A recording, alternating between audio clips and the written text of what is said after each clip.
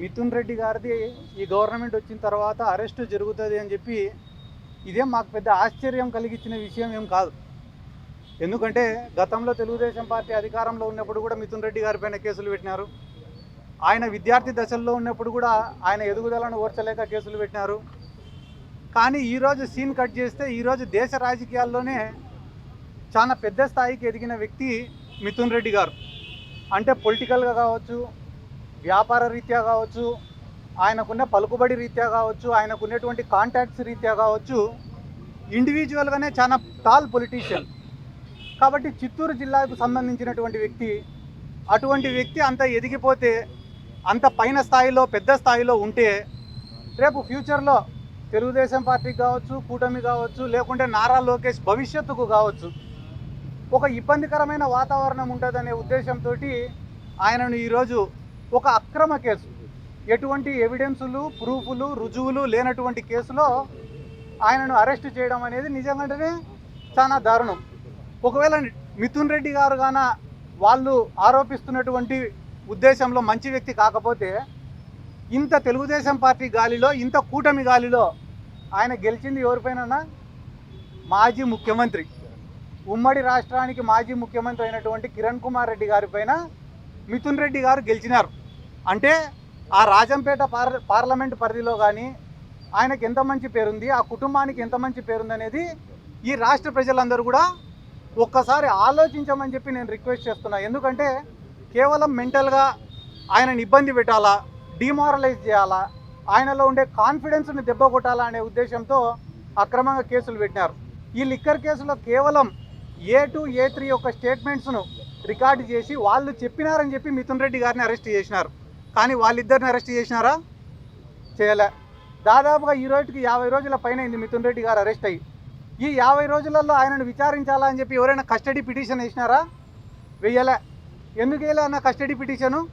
ఎందుకంటే మిథున్ రెడ్డి గారు కస్టడీకి పోతే అడిగేదానికి వీళ్ళ దగ్గర ప్రశ్నలు లేవు కాబట్టి ఇటువంటి కేసులు ఎక్కువ రోజులు నిలబడవు.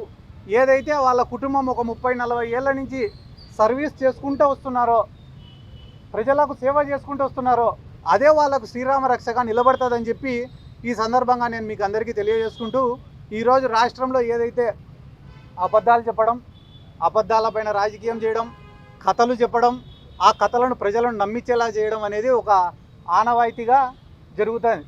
ఎందుకంటే కానీ ఈరోజు రాష్ట్రంలో 20-30 వేల మంది అమ్మాయిలు మిస్ అయినారన్నారు. దానికి ఆధారం ఉందే? అధికారంలోకి వచ్చినాక ఎవరైనా దాన్ని నిరూపించినారా? ఒక్క మహిళనన్నా తిరిగి తీసుకొచ్చినారా? ఒక్క కంప్లైంట్ అన్నా నమోదు చేసినారా? చేయలే.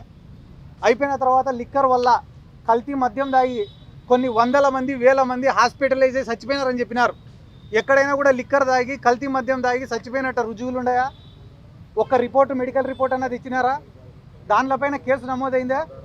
సోషల్ మీడియాలో పోస్ట్ పెడితే కేసులు నమోదు చేస్తున్నారే.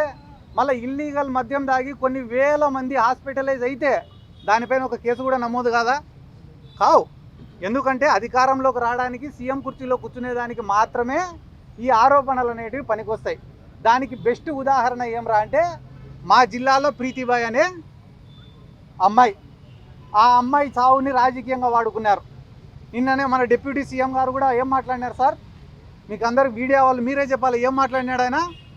గత ప్రభుత్వాలు ఆధారాలు చెరిపేసినాయంట. దానికి నేనేం చేస్తా అంటాడు ఆయన. ఏ ప్రభుత్వంలో జరిగిపోయినాయి? ఏదన్నా ఒక క్రైమ్ జరిగితే క్రైమ్ సీన్ అనేది ఒకటి ఉంటుంది, పంచనామా అనేది ఒకటి ఉంటుంది, పోస్ట్ మార్టం అనేది ఒకటి ఉంటుంది, ఇన్వెస్టిగేషన్ అనేది ఒకటి ఉంటుంది. ఇవన్నీ ఏ పీరియడ్లో జరిగినాయి? తెలుగుదేశం పార్టీ అధికారంలో ఉన్నప్పుడు జరిగినాయి. డిఎన్ఏలు మార్చేసినారట. ఒకవేళ మారిస్తే ఎవరు మార్చిండాలా సార్? ఆ రోజు తెలుగుదేశం పార్టీ అధికారంలో ఉంది కాబట్టి వాళ్ళు మార్చిండాల. పవన్ కళ్యాణ్ గారికి నా యొక్క రిక్వెస్ట్ ఏమంటే, సార్ మీడియా సమక్షంగా మిమ్మల్ని రిక్వెస్ట్ చేస్తున్నా, ప్రీతిబాయ్ మర్డర్ కేసులో వాళ్ళ తల్లి, వాళ్ళ తండ్రి ఆరోపిస్తుండేది ఎవరి గురించో తెలుసా సార్? తెలుగుదేశం పార్టీ నాయకుల గురించి. మీరు ప్రశ్నిస్తే వాళ్ళని ప్రశ్నించండి, కానీ గత ప్రభుత్వాలని చెప్పి వైసీపీనో కాంగ్రెస్ పైనో ఈ నెపం నెట్టే ప్రయత్నం చెయ్యొద్దు. లేదా ఓపెన్గా నేను చంద్రబాబు నాయుడికి సరెండర్ అయినా కాబట్టి నేను ప్రశ్నించలేననేదన్నా చెప్పేస్తే మేమన్నా కొంచెం ఈ రాష్ట్రంలో సంతోషంగా ఉంటామని చెప్పి ఈ సందర్భంగా నేను తెలియజేసుకుంటూ, ఈరోజు రాజమండ్రికి రావడానికి ముఖ్యమైన కారణం మా మిథున్ రెడ్డి గారు ఆర్థికంగా కానీ ఆపదలో ఉన్న వాళ్ళకు కానీ, వ్యక్తిగతంగా కానీ, ఉద్యోగాలు ఇచ్చే విషయంలో కానీ, పొలిటికల్గా కానీ కొన్ని వందల మందికి, వేల మందికి సహాయపడినారు, ఉపయోగపడినారు. అటువంటి వ్యక్తులకు, పార్టీ కోసం అంత కష్టం చేసినటువంటి వ్యక్తులకు, జగన్మోహన్ రెడ్డి గారికి అంత నమ్మకంగా నిలబడిన వ్యక్తులకు, అంటే కష్టాలలో అధికారంలో ఉన్నప్పుడు అన్ని వేళలా కూడా అండగా ఉన్నటువంటి వ్యక్తులకు మా వంతు మద్దతు ఎప్పుడు ఎల్లప్పుడూ ఉంటుందని తెలియజేయడానికే ఈరోజు ఈ రాజమండ్రికి కూడా రావడం జరిగింది.